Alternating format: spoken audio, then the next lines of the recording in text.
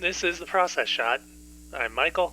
I'm stuck in a haunted movie theater, and I've seen Invention for Destruction, a Czech adventure film from director Karel Zeman, made back in 1958. Set in an industrial era marked by rampant levels of research and invention, the film follows the story of Professor Roche and his assistant Simon when they are both kidnapped and whisked away to a secret lab within a dormant and hollowed volcano. Their captor seeks to assist the professor in his research into matter and energy, giving him all the resources necessary to complete his work. Simon, however, is able to see through the man's lies and attempts to warn the professor of the man's intentions to use this new invention to rule the world. While the film shares the same inspiration as the director's previous film through the stories of Jules Verne, Invention for Destruction is much more liberal in its respect of its source material, taking elements from several different stories of the author and combining them into a more original tale for the film.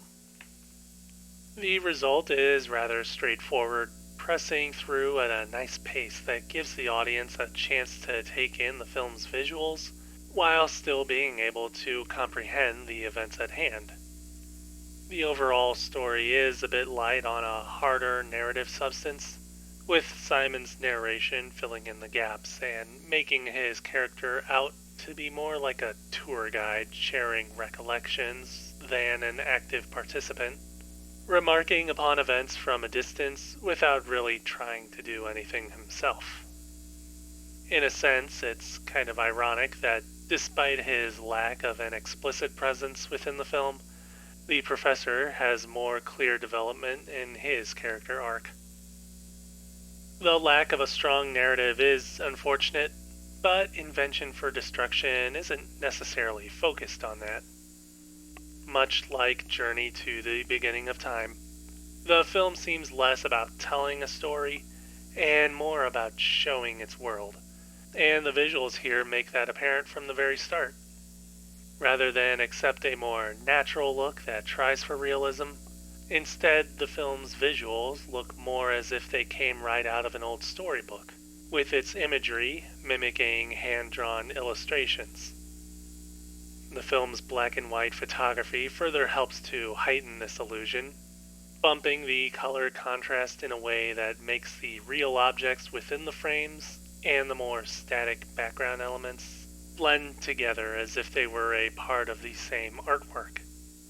The only elements with any semblance of true realism are the human characters, with everything else not only being given the illustrative treatment, but also a sense of greater imagination within its motion and presence within the film. That is, despite the impossibility and impracticality of some of the inventions featured throughout the film, they are treated as if they were real objects within the scene. The overall special effects work at play here within Invention for Destruction is a rather impressive feat, not only in its presence or its practicality and scale, but in how well it all blends together to create a cohesive setting despite the natural artifice within these effects.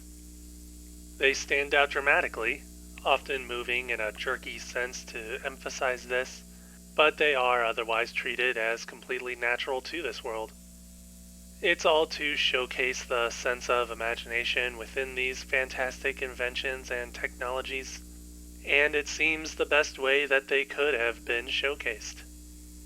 Their presence alone isn't enough to carry the film, but that's more to say that it works with the story to keep itself moving as well. Basically, the two elements go hand in hand, and the final film shows this sort of partnership working to a stellar degree, and with a fine balance between the two.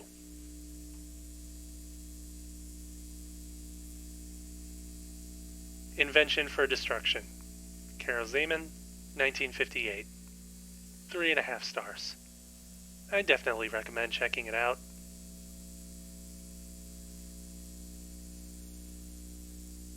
Anyways, I'm done here. If you like this review, leave a like. If you want to add something, leave a comment. Subscribe to the channel if you'd like to see more reviews in the future. Kind of a shame you don't see more movies produced like this these days. You think that a combination of animation and live action would still be around to some degree at least. At the very least, it would cut costs, right?